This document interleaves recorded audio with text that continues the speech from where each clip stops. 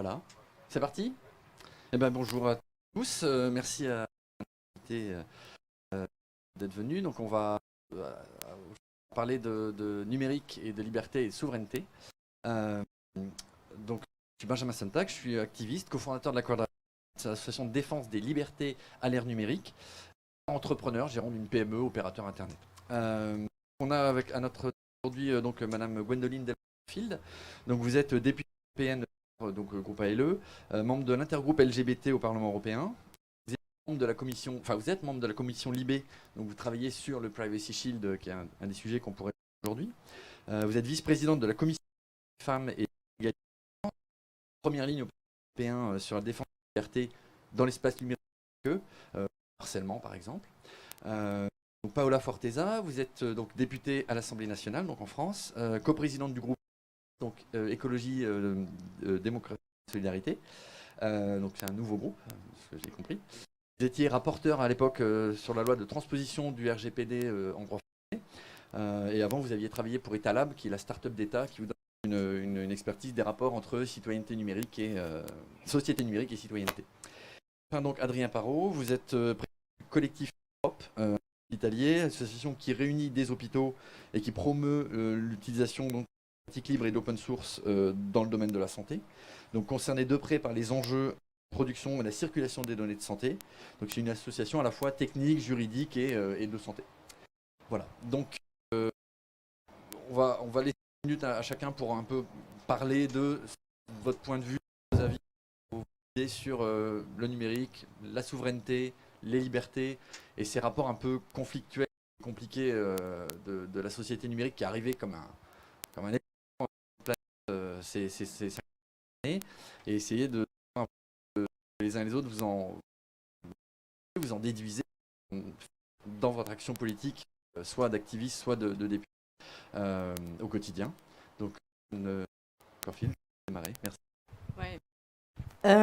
Donc, par européen, nécessairement, on est très très concerné. Les directives européennes aux législations nationales, c'est un domaine où ce qu'on fait et ce qu'on vote a une véritable implication. Vous venez de l'évoquer, le RGPD notamment a été un exemple. Voilà, la confidentialité des données et dans les obligations en France, en Union européenne de protection des données des citoyens, le territoire qui est le plus protégé au monde et d'ailleurs des conflits quand on fait du commerce avec les États-Unis sur ces questions-là, parce qu'on leur demande la même protection des données. C'est vrai que c'est une implication pour tous les États membres, puis une implication pour les citoyens, les entreprises, les institutions qui doivent appliquer.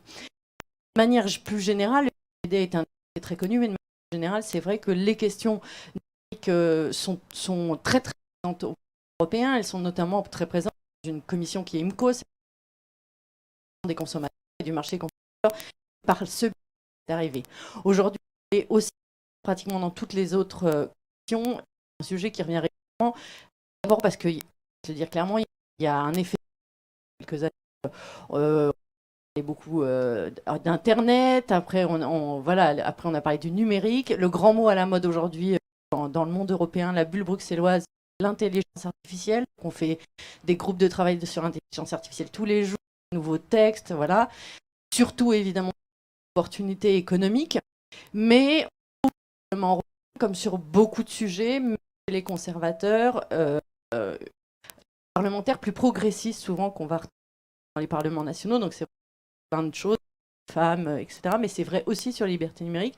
Et donc le Parlement européen est vraiment un Parlement où la question de la protection des citoyens, des libertés numériques, la question de comment on dans Big Brother, etc., est très présente. Et dans nos résolutions, nos textes, ce sont des choses qui reviennent régulièrement. On se retrouve confronté, par exemple, aujourd'hui à la question dans le futur accord qu'on va trouver avec le Royaume-Uni, qui a sortir de l'Union européenne, sur est-ce qu'ils vont avoir les mêmes garanties pour les libertés numériques et pour les droits, et c'est quelque chose sur lequel on est attentif. Je travaille, moi, dans mes 3 commissions, en Libé, parce que les questions de droits, et tout simplement les droits des migrants, les droits des femmes, les droits des LGBTI, etc., sur toutes ces questions-là. En AFCO, parce que même au Parlement, donc dans celle qui est vraiment institutionnel, parce que la question même de comment nous, au Parlement, on ne fait pas grands groupes, on ne se met pas à seul des grands groupes, comment on défend nos informations, etc. Et puis en FEM, sur la question, effectivement, par exemple, du cyberharcèlement. Donc c'est vraiment un sujet qui est tout le temps présent et qui nous amène à travailler dans tous ces cas vers ALE, mais à nos côtés avec des gens qui appartiennent au groupe WINU, donc les centristes auxquels appartient LREM en France par exemple, avec le groupe SND, donc les socialistes, mais aussi avec des conservateurs. On est vraiment du côté de la protection des citoyens. C'est qui est j'ai envie de dire notre angle le plus important et notre objectif le plus important. On se retrouve aujourd'hui confronté à un problème vraiment qui nous occupe beaucoup et où les solutions sont difficiles à trouver. C'est la problématique de l'équilibre justement entre les libertés numériques et la protection de ces mêmes citoyens face aux agressions. La problématique la plus connue, toutes les violences, les femmes, les propos violents tenus sur les réseaux sociaux, sur Internet, etc., mais aussi envers les LGBTI, aussi envers les personnes d'origine ethnique ou présumées d'une autre origine ethnique, etc. Et donc, de tentation d'avoir de plus en plus des textes durs, avec des demandes des opérateurs, des plateformes, qui censurent, et le risque que non seulement s'installe, qu'en plus cette censure, elle s'applique exactement à ceux qu'on essaye de protéger. Et c'est vraiment notre gros problème chez les Verts, les pirates, les débats hebdomadaires, où on trouve ce point d'équilibre-là. Et aujourd'hui, on y est confronté très régulièrement, puisque les haineux deviennent de plus en plus fréquents, parce qu'on sait que ça fait des vrais dégâts, et qu'en même temps, on sait que pratiquement dans tous les États membres, national, législatif et réglementaire est complet, voire déjà très inflatif, et que c'est pas la peine d'en avoir plus, et que maintenant notre problématique c'est de l'appliquer en droit, en personne, en humain, en justice, en police, mais aussi dans les plateformes. On voudrait pas que les plateformes se mettent à censurer, notamment à travers des algorithmes. Donc ça c'est notre autre grosse problématique. Ce sont des algorithmes, parce que quand ils font des choses comme ça, et bien c'est souvent des algorithmes. Les algorithmes, elles ne pensent pas, elles ne réfléchissent pas, elles voient des mots qui leur semblent homophobes, elles considèrent homophobes, ce qui n'est peut-être pas le cas, et ça amène à la censure. Et c'est là où on est censure. Dans un monde digital qui est déjà un monde digital fait par des hommes blancs, pour des hommes blancs, où la présence des femmes est déjà très difficile, la présence des gens qui ne sont pas blancs est très peu présente, etc., etc. On sait que les algorithmes sont faits par une certaine partie de la population. C'est ces questions-là sur lesquelles moi je beaucoup travailler et sur lesquelles on essaye de trouver, en cas de cyberharcèlement, etc., les solutions les plus équilibrées. Je m'arrête là peut-être, et puis je reprendrai le sujet après.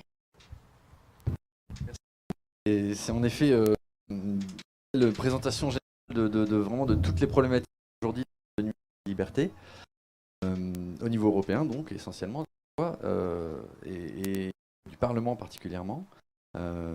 J'ai pris quelques notes après coup. Je vais tout de suite laisser la parole à Paola Forteza, donc députée française. À toi. Très bien, merci. Donc moi, je voudrais me concentrer un peu sur cette notion de souveraineté numérique, parce qu'en lisant l'intitulé de Ronde, voilà, cette notion m'a un peu mal à l'aise, elle me fait toujours un peu grincer des dents, parce que je pense qu'elle peut être un peu dangereuse selon la façon dont c'est devenu un peu le nouveau buzzword du monde du numérique. La souveraineté numérique fait que de nouveaux acteurs s'intéressent au numérique, et ça c'est important. Mais il faut bien voir ce qu'on met derrière. Parce que la vision qui domine aujourd'hui est un peu régalienne, basée sur le territoire, va à l'encontre un peu de la vision du numérique portée, de la vision d'Internet, les pionniers d'Internet, qui était plutôt celui d'un réseau ouvert, qui passe les frontières, qui connaît les gens, qui a un accès au savoir, au contenu, à tout le monde, soit où nous trouvons. Et donc, il y a une tension qu'il faut essayer d'échapper.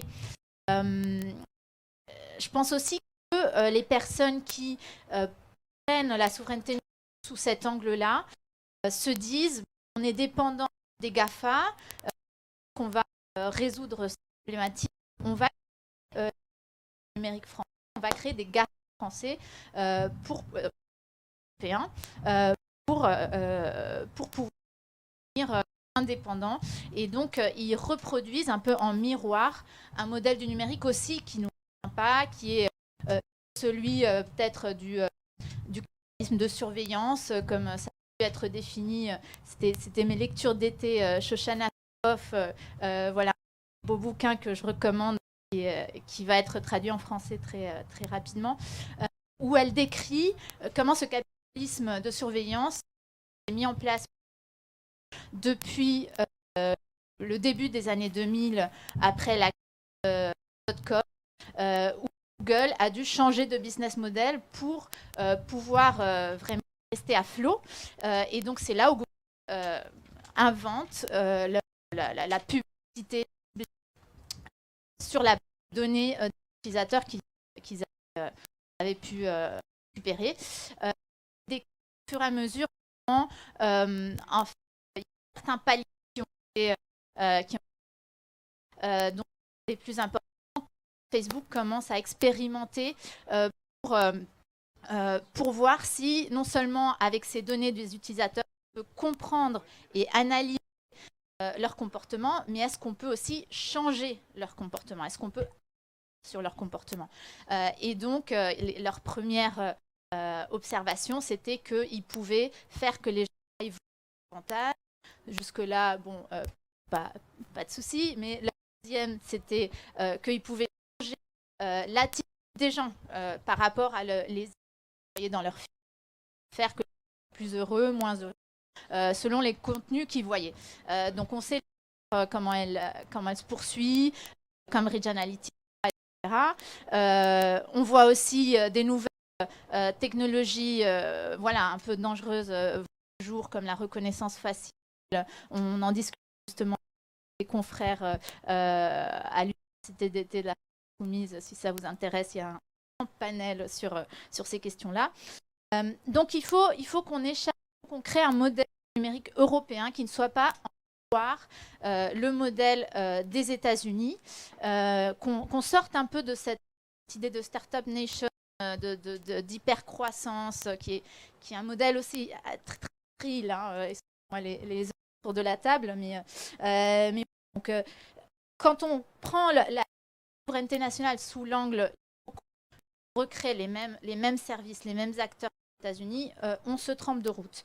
Quand on parle aussi de souveraineté numérique, on mélange beaucoup de niveaux. À quel niveau on est souverain? Est-ce que c'est au niveau de l'hébergement des données? Est-ce que c'est la localisation de l'entreprise qui compte?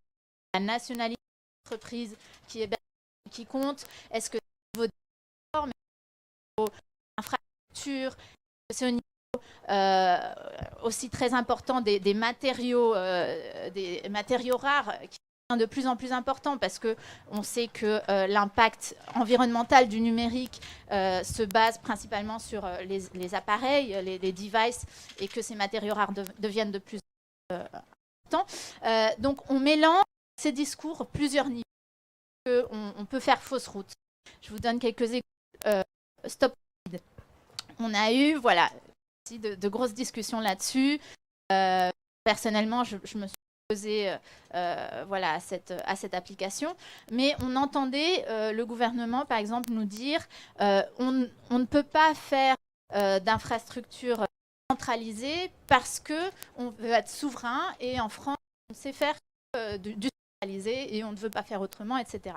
Et donc, on mélangeait des clivages, et intuitivement, on avait des facteurs plus protecteurs des utilisateurs dans ce cas précis, le gouvernement français. Donc, on peut faire comme ça un peu bizarre quand on base sur la souveraineté numérique. Je prends de Microsoft et du Health Data Hub, peut-être vous en parlez tout à l'heure, mais où on répond aussi, mais écoutez, il n'y a pas de problème, rien à voir, les données sont bien hébergées en Europe. Mais la question, où est-ce qu'elles sont hébergées? La question est la nationalité de l'entreprise, parce qu'on sait ce qui s'appelle le Cloud Act, et que donc la NSA pourrait éventuellement voilà, avoir accès aux données des européen. Donc voilà, à mon avis, avec cette notion de la souveraineté numérique là, donc je pense qu'il faut la redéfinir. Je me dis si je suis trop... je pense qu'il faut la redéfinir. Donc, pour la redéfinir, j'essaye de revenir à la base, donc la Constitution en termes de souveraineté, la souveraineté vient du peuple. Donc, je pense qu'il faut redéfinir la souveraineté numérique en termes démocratiques, en termes de maîtrise par les utilisateurs de ces outils, plutôt liés autour de l'intérêt des utilisateurs. Et donc, je vous recommanderais par exemple un petit document qui a été rédigé par Henri Verdier sur la place des communs numériques autour de la souveraineté numérique et comment, à travers les communs numériques, on peut accéder à une certaine souveraineté numérique. Les communs définis comme en fait des outils, des plateformes, des infrastructures, etc. Où prime le logiciel libre, où prime l'open data, où prime le partage, où prime la gouvernance multi-site, ouverte, transparente. Donc c'est une façon beaucoup plus vertueuse, beaucoup plus saine d'arriver à cette notion de souveraineté numérique en termes démocratiques, en termes de maîtrise par les utilisateurs, par les citoyens. Ce qu'il faut prendre en compte sur cette notion de souveraineté démocratique, donc numérique, c'est qu'il faut qu'on ait de plus en plus les citoyens, les démocratiques qui prennent des décisions sur le numérique, qui puissent nous, par exemple, sur Stop Covid aussi, on s'est beaucoup battu pour créer un débat et un vote à l'Assemblée nationale sur ce sujet. Donc le gouvernement, lui, n'était pas du tout obligé de passer par le Parlement. Donc immédiatement, un institutionnel qui fasse des décisions qui touchent à l'éthique numérique, il puisse y avoir des décisions vraiment démocratiques. Ce qu'on a voulu porter aussi, par exemple, c'est de mettre en place une convention citoyenne sur le numérique, comme il y a pu y avoir une convention citoyenne sur l'environnement, parce qu'il y a de plus en plus de technologies qui touchent à nos libertés fondamentales, comme la reconnaissance faciale, le contact tracing, l'intégration, par exemple, des réseaux sociaux pour lutter contre la fraude, etc. Il faut que ce des vrais débats de société. Et que pour avoir cette société numérique en termes démocratiques, en termes de maîtrise par les utilisateurs, il faut qu'on ait des régulateurs forts, des régulateurs qui aient les moyens d'agir. Par exemple, en France, la CNIL est complètement sous-staffée. Elle a effectifs, alors que en Allemagne, au Royaume-Uni, les CNIL locales ont 700. Donc on est vraiment à la traîne par rapport à l'immensité du défi de la mise en œuvre de ce règlement. Aussi que les régulateurs puissent avoir accès aux données, aux algorithmes, etc., qui puissent soulever le chaos de ces grandes plateformes. Donc, il y a un vrai bras de fer, et s'il y a des législations à passer, c'est le fait de donner les pouvoirs aux régulateurs pour qu'ils puissent aller fouiller, disons, dans les systèmes d'information de ces géants numériques. Et il faut mettre en place ce qu'on a pu appeler avec Sébastien Soriano, donc le président de l'ARCEP, on a écrit quelques petits textes ensemble où on parle de régulation par la société, c'est-à-dire que les régulateurs sont là pour donner du pouvoir d'agir aux utilisateurs, pour leur donner des ressources, des outils, des nouveaux droits aussi, comme par exemple tout ce qui a été fait autour du GPD et de l'action de groupe, la possibilité des citoyens de pouvoir agir collectivement pour faire respecter leurs et donc voilà, c'est cette idée de régulation par la société. Il n'y a que maintenant aux utilisateurs qu'on va pouvoir équilibrer les forces entre ces géants du numérique et les citoyens. Voilà pour l'instant. Merci. Paola. J'ai un micro qui marche plus. Excusez-moi, j'ai le deuxième micro qui marche plus. Merci Paola. Donc vous pouvez le voir, il y a beaucoup beaucoup de sujets. C'est très complexe, mais ça a été, merci, c'est vraiment, j'ai pas grand-chose à en dire, ça a été très bien abordé. Moi, j'aurais ajouté un petit côté sur la justice, qu'en fait, après, vous êtes parlementaire, donc vous avez une action législative, pas judiciaire, mais c'est vrai que on sent aussi que c'est un peu le parent pauvre dans le numérique. Mais sinon, voilà, tout est abordé. Euh, Assez peu suivi des données de santé, donc c'est très bien, ça nous fait le passage facile vers donc de l'intelligence artificielle. Donc, où en est-on des données de santé et qu'est-ce que vous en dites à Interop? Du coup, je vais commencer juste par un peu de background de bien. Je suis médecin, je suis anesthésiste réanimateur et informaticien. Et j'ai travaillé jusqu'à décembre dernier à la PHP, donc aux hôpitaux de Paris, dans ce qu'on appelle les entrepôts de données de santé, qui sont des lieux où on collige l'ensemble des données, on rassemble tout ça pour faire des analyses, de la recherche. Je voulais revenir du coup sur les GAFAM. Les GAFAM, comme on parle de souveraineté, on est familier à cet acronyme, mais c'est du coup Google, Amazon, Facebook, Apple et Microsoft. Et donc ça, c'est la partie États-Unis. Donc à gauche de l'Europe, il y a la partie à droite de l'Europe, la Chine avec les BATX entre autres.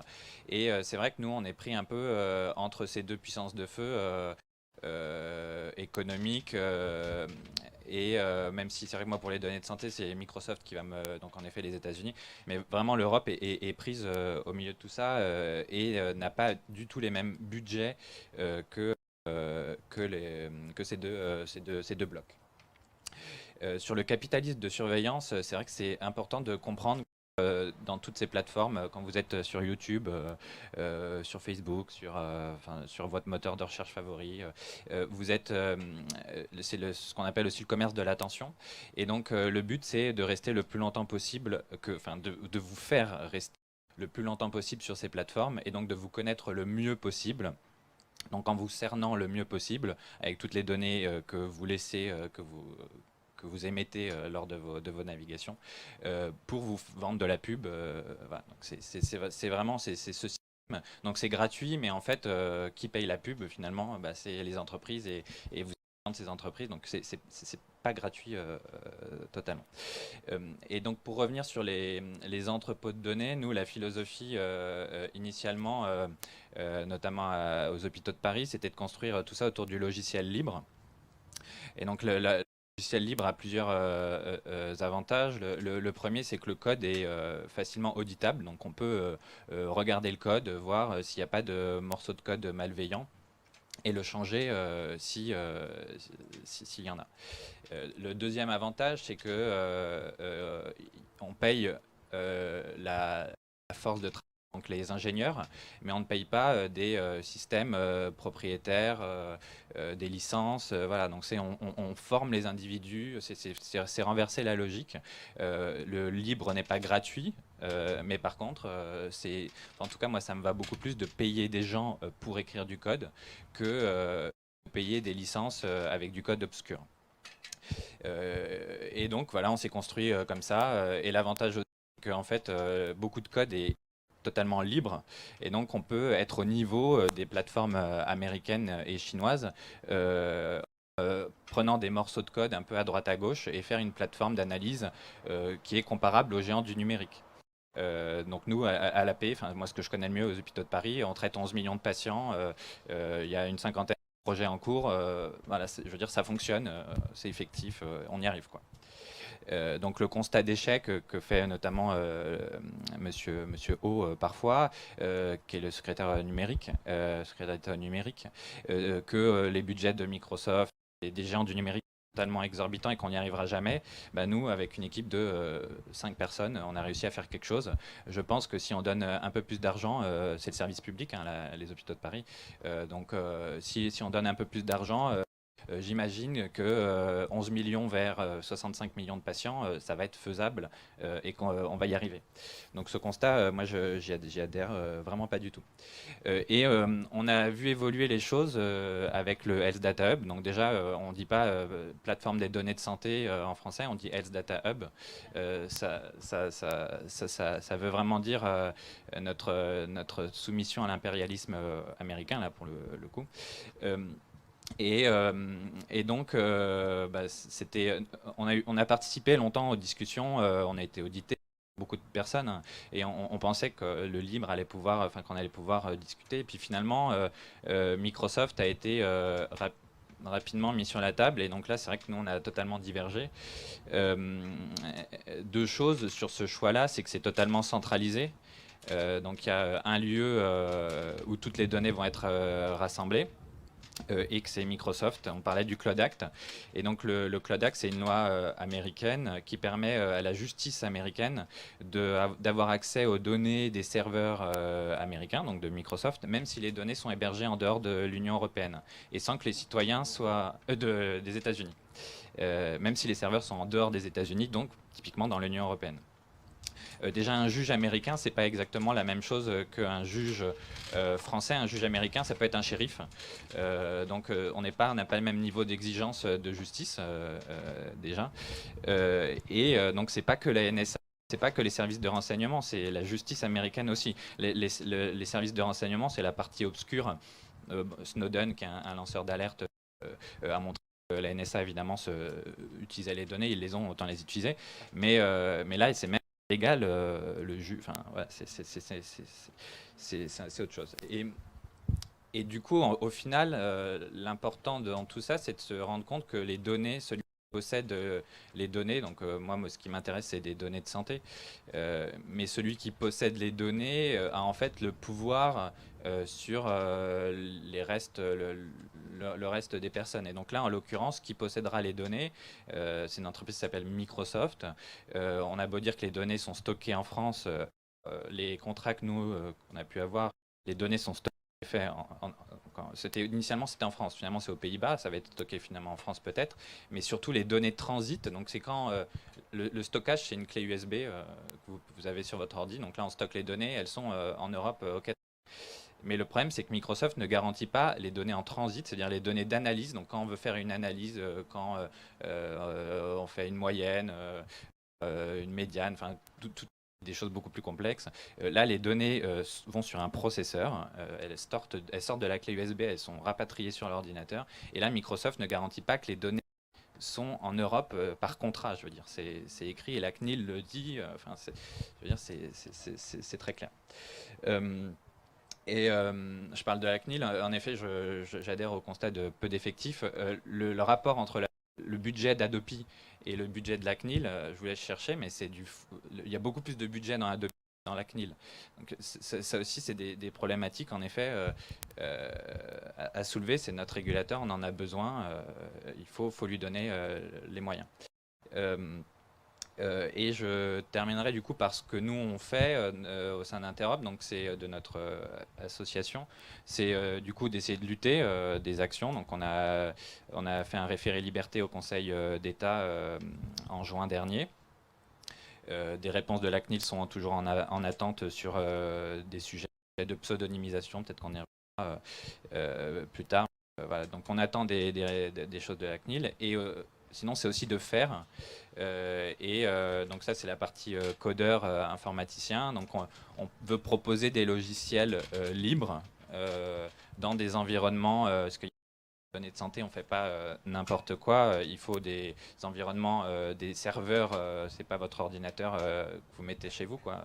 Du coup, il faut un peu plus, et donc aussi de pouvoir fournir des machines avec un niveau de et de sécurité compatible avec les données de santé, pour pouvoir mettre ces logiciels-là et les fournir aux médecins à la suite, et aux soignants, même pas les médecins, les soignants un peu en général. Et au final, parce que je ne sais pas si j'ai encore une minute, aussi, c'est il faut vraiment, je pense, à mon sens, l'important c'est d'incarner le changement même au quotidien sur ces enjeux-là. Et en fait, on peut faire tous un petit peu. Par exemple, vidéoconférence, je ne sais pas quel logiciel on utilise, mais on peut choisir. Il y a des équivalents libres de Zoom, Skype et d'autres logiciels propriétaires détenus par des GAFAM. par exemple Big Blue Button, enfin il y en a d'autres, hein, Jitsi, etc. Et donc c'est vrai que c'est bien de montrer l'exemple, enfin en tout cas comme ça aussi qu'on se... Et il y a une autre association qui fait ça, Framasoft, qui aussi essaie de montrer l'exemple sur le logiciel libre, donc en proposant des services, je sais pas, un fichier Excel partagé, des documents partagés, un système de vidéoconférence partagé, sur des serveurs en France, en Europe. Voilà.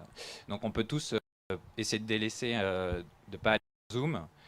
Je ne sais pas aussi pour s'organiser, beaucoup utilisent WhatsApp. Je ne sais pas ce que vous avez utilisé. Mais WhatsApp, c'est Facebook. Le chiffrement de WhatsApp est perfectible, pour être poli. C'est les mêmes problématiques de Cloud Act, d'extraterritorialité des lois. C'est exactement... et ce qu'on utilise au quotidien, je n'en veux pas à un médecin d'utiliser Google Drive pour ses consultations et pour ses patients, parce que c'est ce qu'il utilise pour son quotidien de citoyen. C'est son Gmail, c'est sûr qu'un outil qu'on connaît, on utilise de mieux en mieux, surtout que les outils de ces grosses puissances sont faciles à utiliser. Donc au quotidien, on peut essayer de changer et d'impacter et de promouvoir tout ça de proche en proche, quoi. Merci. Merci beaucoup, Adrien. C'est à nouveau un approfondissement intéressant des sujets du numérique dans la société. Je vois qu'on a parlé beaucoup d'RGPD. La réforme générale sur la protection des données, elle protège en effet très bien les données des citoyens, je pense qu'on est assez d'accord là-dessus. Ce qu'on trouve aussi souvent à la Quadrature du Net, alors dont je suis donc un des cofondateurs et qui, je précise parce que c'est important, on participe à des universités d'été, mais ça ne veut pas dire qu'on approuve ou désapprouve une ligne de parti, on n'est pas du tout, on est une association apartisane, c'est important. Donc je disais RGPD, c'est une loi qui donc maintenant a été transposée en droit français, qui est très puissante pour la protection des données des citoyens. On a aussi d'autres réglementations qui s'appliquaient même déjà avant, comme la loi de 78 en France. Mais en fait, on se rend compte d'une chose, c'est que ce que vous disiez depuis tout à l'heure, la CNIL est totalement impuissante parce qu'elle n'a pas le budget. Et puis on sent aussi que les présidents et présidentes de la CNIL qui ont été désignés ces dernières années ont toujours été désignés parce qu'ils n'allaient pas donner des crocs à ces autorités indépendantes. Et nous, ce qu'on constate, c'est que c'est bien d'avoir des lois multiples, mais finalement, si elles ne sont pas appliquées, ça sert un peu à rien. Donc c'est pour en tout cas un des principaux problèmes aujourd'hui de l'application des règlements dans le numérique, c'est que c'est juste pas appliqué. Faut savoir une chose, c'est que par exemple la RGPD impose à un acteur numérique de savoir qu'est-ce qu'il va faire des données qu'il collecte. On n'a pas le droit de dire je vais collecter des données puis je verrai plus tard ce que j'en fais, au cas où. C'est interdit, formellement. Tous les acteurs du numérique majeurs font ça. Il n'y a pas de punition pour l'instant aux mineurs, alors que RGPD permet d'avoir des amendes qui sont un pourcentage du chiffre d'affaires mondial consolidé de la structure juridique concernée. Donc ça peut être énorme. Il y a un autre problème avec RGPD, c'est que souvent ça oblige une territorialité de l'autorité indépendante. Donc typiquement, si on veut s'attaquer sérieusement à Facebook, c'est pas auprès de la CNIL qu'on va finir par le faire, on va devoir le faire auprès de l'autorité de contrôle des données irlandaise. Sauf que le gouvernement irlandais, ils ont mis à la direction de leur autorité des gens qui vont évidemment pas faire de mal à Facebook, parce que Facebook, ça représente quelque chose de non négligeable dans l'économie irlandaise aujourd'hui. Donc on sent qu'il y a des pouvoirs et des enjeux de pouvoir et des forces en présence qui sont terribles. Et donc, en effet, ça pose ces questions de souveraineté, mais vraiment de manière assez basique sur qui est-ce qui a le pouvoir dans ces histoires. Et donc, je suis très content que vous ayez un peu toutes et tous participé en parlant pas tant de souveraineté que d'autonomie des individus, finalement, du fait de dire on préfère que les individus, les citoyens, soient informés, soient cultivés numériquement, soient confrontés aux problèmes et les comprennent, pour pouvoir agir de manière beaucoup plus autonome. Donc ça je trouve que c'est vraiment un sujet intéressant. Après, ça nécessite d'avoir des régulateurs forts quand même, parce qu'en fait, quand on est un citoyen lambda, on ne peut pas s'attaquer à Facebook.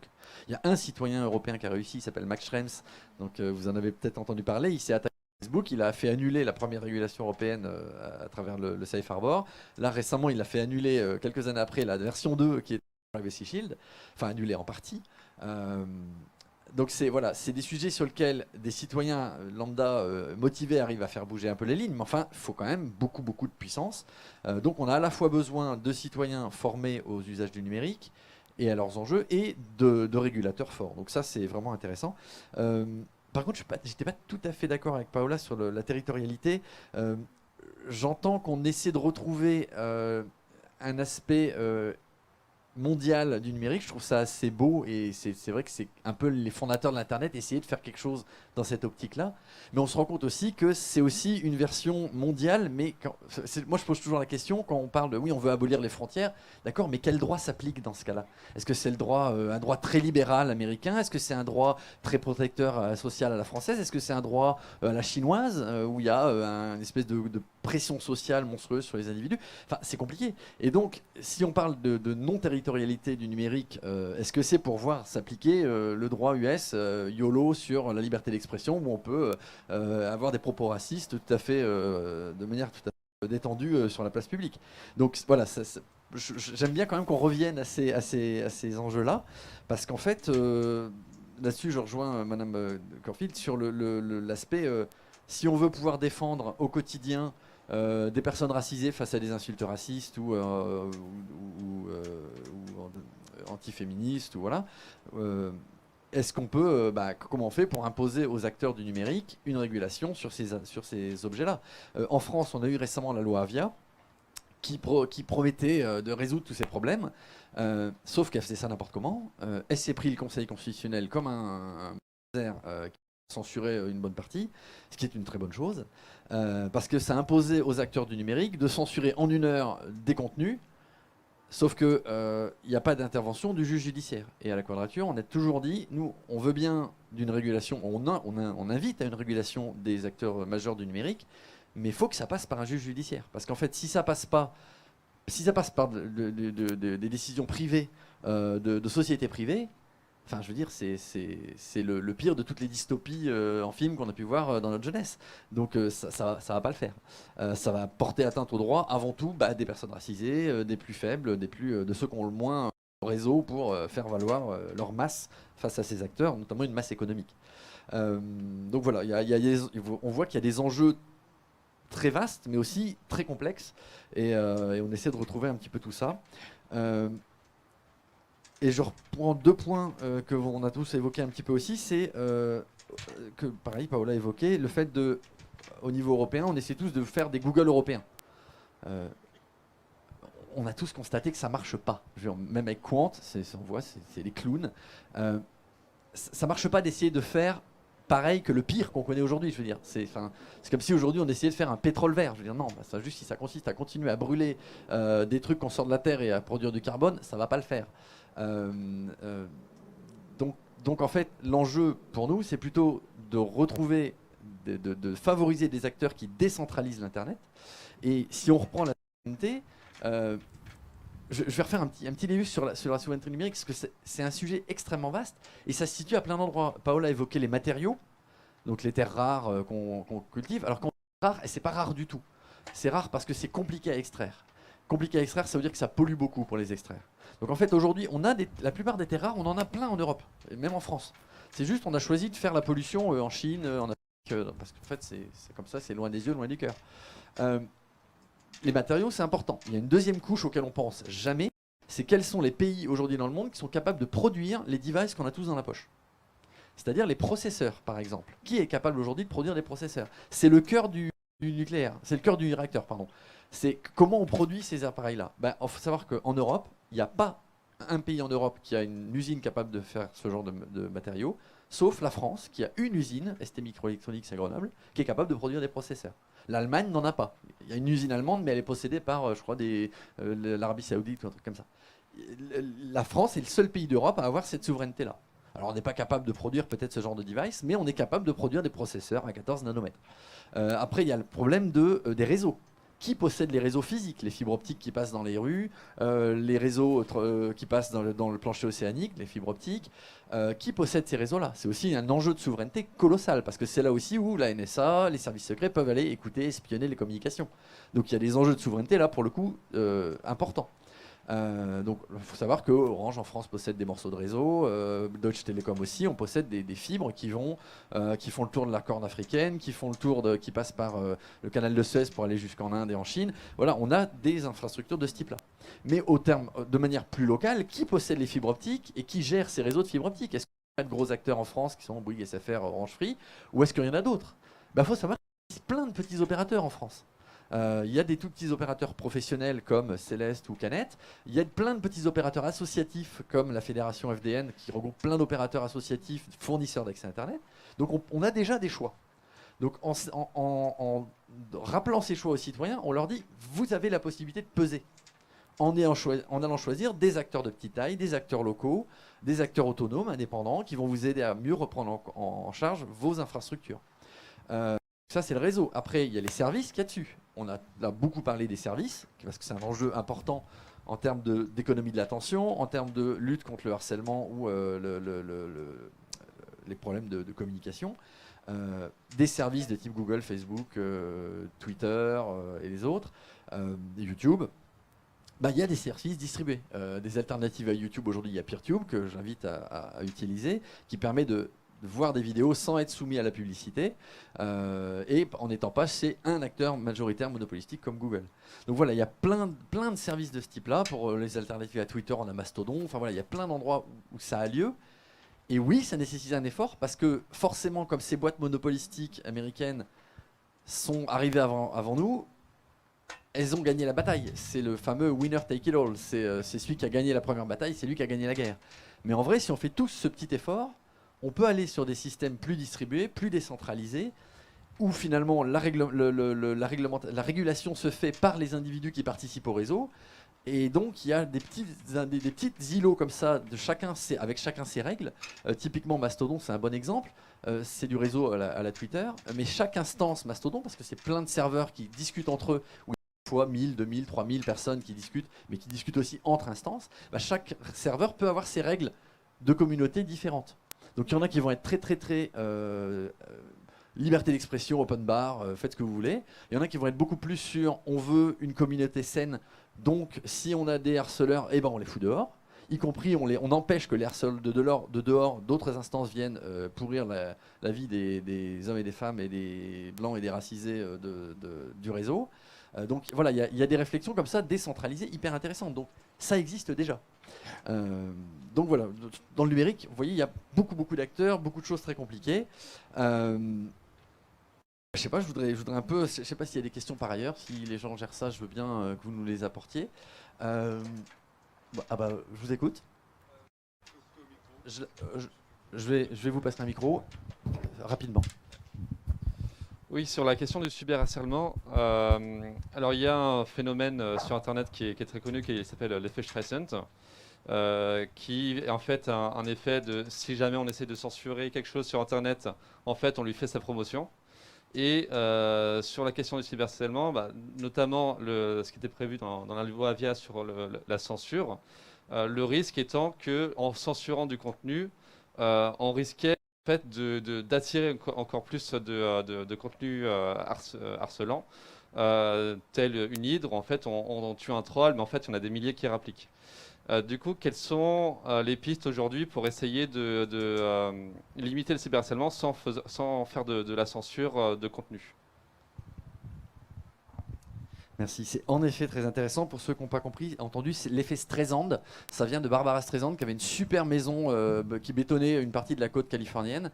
Et il y a un journaliste qui a pris une photo aérienne de sa villa et elle a voulu faire censurer la photo parce que elle ne voulait pas avoir cette espèce d'image de quelqu'un qui allait... qui construisait n'importe quoi, n'importe comment, et qui défigurait le paysage. Et en fait, en voulant la censurer, cette photo a jamais autant circulé que depuis qu'elle a voulu la censurer. Donc c'est ça qu'on appelle l'effet Streisand. Après, c'est toujours un peu compliqué sur la censure, empêcher les harceleurs de harceler, parce qu'en fait, il n'y a pas toujours un effet Streisand. Et faut penser aussi aux victimes. C'est-à-dire qu'en empêchant ces gens de nuire, on aide quand même les victimes.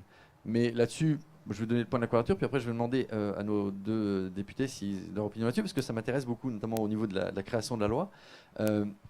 c'est pas pour nous, c'est pas pour moi en tant que Quadrature, c'est pas tant la censure qui m'intéresse, parce que je trouve pas ça un élément très intéressant, mais plutôt la judiciarisation. C'est-à-dire que si les harceleurs se retrouvent devant des tribunaux, et citoyens, sachez que ça existe. Si vous avez quelqu'un qui vous harcèle, qui vous insulte, qui fait des menaces de mort, vous pouvez déposer une plainte avec constitution de partie civile, faites-vous aider par un avocat, je ne suis pas avocat, auprès du procureur. N'allez pas dans un commissariat, ça ne sert à rien. Les plaintes, ça s'envoie par courrier. Si vous êtes au calme chez vous, vous faites votre plainte avec l'aide d'un avocat par courrier, vous envoyez ça au procureur.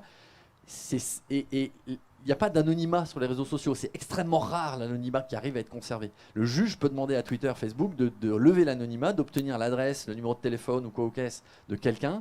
Et à la fin, ces gens se retrouvent devant des tribunaux. Et il y a des affaires tous les jours là-dessus. Donc faites valoir vos droits là-dessus. Et donc je suis intéressé de l'avis des députés là-dessus. Oui, donc on a eu beaucoup de débats à l'Assemblée sur cette fameuse loi Avia. Le problème qu'on voyait sur le texte est que on était en train de donner la responsabilité aux plateformes de décider et de modérer a priori. Et donc il y avait voilà un problème en termes de liberté d'expression. Donc l'idée c'est qu'il faut toujours essayer de passer quand même par le pouvoir judiciaire.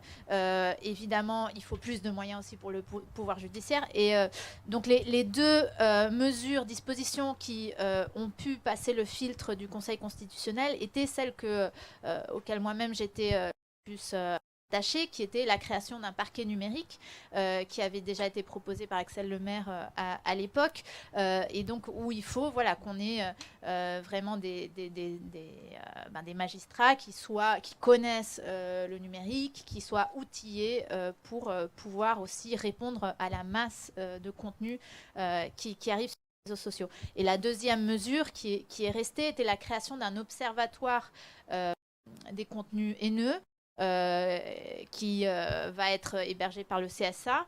Et donc là, l'idée, c'était d'analyser les données, les algorithmes, etc., pour voir comment est-ce que les contenus deviennent viraux, et avec des chercheurs, avec des associations et avec les régulateurs, pouvoir comprendre un peu mieux le fonctionnement de la viralité de ces contenus et arriver à trouver des façons de réguler qui soient plus techniques, plus précises et moins problématiques en termes de liberté fondamentale. Donc moi, je crois que c'est en approfondissant dans ces deux voies-là qu'on pourra trouver des solutions, plus que en donnant de façon aveugle la responsabilité aux plateformes pour qu'elles agissent par elles-mêmes. Merci, Madame Delbos-Corfield. Alors, on me dit qu'il reste 2 minutes, donc je vais faire très rapide. Je suis étonnée, parce qu'on a commencé à 31, mais pour commencer par le processus, je crois que dit, on a un problème humain, on a un problème effectivement de justice, on a un problème de police. Je redis que dans des États membres comme la France, comme l'Allemagne, le Royaume-Uni, le Royaume-Uni est plein d'États membres, mais les Pays-Bas, etc., en fait, l'arsenal législatif est complet. C'est plus la peine de continuer à faire des lois, on est juste en train de raconter aux citoyens à faire des lois qui vont régler leurs problèmes. C'est pas là. Il reste des lois dans certains pays de l'Est. Je veux dire, il y a des États membres où l'arsenal législatif n'est pas complet. Ça n'est pas en France, en Allemagne, etc. Il faut des moyens. Quand on porte plainte, et c'est exactement la même chose en cas de viol, en cas de harcèlement dans la rue, enfin, je veux dire, les femmes et les gens harcelés, la problématique, maintenant, elle est comment c'est pris en charge ensuite. Donc ça, pour moi, c'est très, très clair. Il y a vraiment la question de, à la base, parce que ça, c'est la fin du processus, mais à la base, c'est comment les algorithmes sont pensés, créés, travaillés. C'est comment on invite des femmes et des gens non blancs, etc., à être dans ce milieu-là, à travailler dans ce monde, être des gens qui font les process, qui font les algorithmes, etc. Gros problème on est confronté, et que du coup, c'est créé que par des gens qui ne connaissent pas ces problèmes-là. Il y a la question vraiment aussi, effectivement, comme c'était dit, d'ouvrir le capot et d'avoir accès aux algorithmes. On ne sait pas aujourd'hui qu'un certain nombre de plateformes privées ou d'États sont en train de décider ce qui n'est pas bon. Il y a les moyens, et il ne faut pas demander des choses à tous ces petits, dont vous parliez, ces petits hébergeurs, etc. Google, aujourd'hui, il y a des tas d'associations, notamment féministes, qui sont pour de cyberharcèlement, qui ont déjà eu des rendez-vous réguliers avec ces gros femmes pour il faut que vous fassiez et ces plateformes n'ont pas les moyens et on peut leur demander parce qu'ils ont les moyens humains. En revanche, demander aux petits hébergeurs en 1 heure de faire le même travail, donc il faut aussi qu'on pense. Et puis, l'éducation est essentielle. Il y a vraiment la question de l'éducation, il y a la question de comment on éduque les jeunes, etc., à faire. Comment on éduque tout simplement nos sociétés à plus être machistes, racistes, etc. Et ça, c'est vrai dans la rue comme c'est vrai dans le numérique. D'ailleurs, je veux dire, tout ce qu'on pense pour le numérique, il faut évidemment le penser d'abord pour notre réel, si on fait confiance avec le virtuel. Je donne juste un exemple et je finirai là-dessus. C'est dans le cas de Covid. On s'est beaucoup battu dans tous les États membres contre ces applications qui faisaient du tracing et on a eu raison.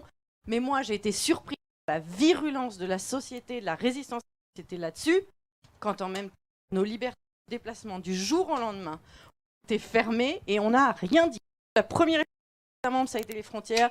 On a été empêchés, certainement à raison parfois, toujours, et on n'a rien dit. Et par contre, la question de notre tracing numérique a été terrible. Donc, il faut toujours mettre ça en place. Nos libertés, dans tous les domaines, sont toujours importantes à défendre.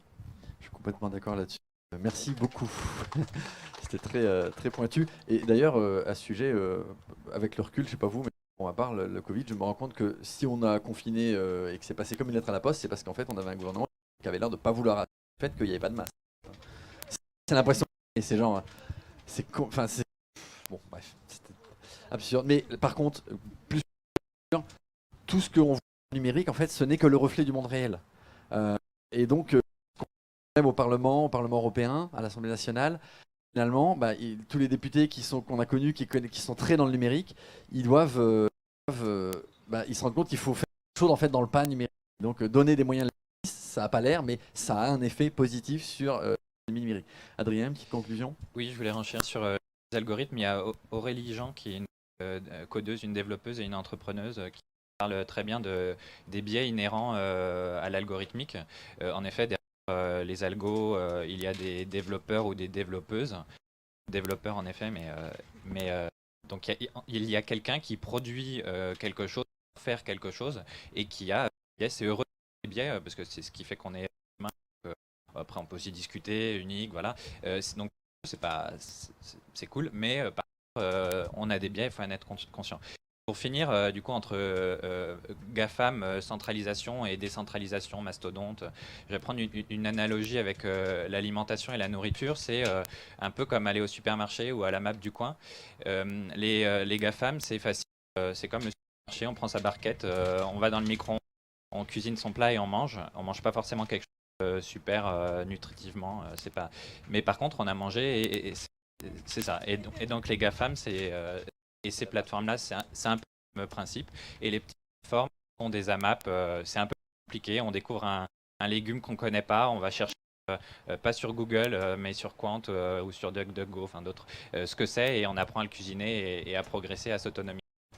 Merci beaucoup. On va conclure là-dessus. Merci infiniment. J'espère que vous avez appris quelque chose aujourd'hui. Et sinon, on continue sur Internet. Merci à tous et à tous. Voilà, merci Gwendoline, merci. Et à bientôt. Au revoir.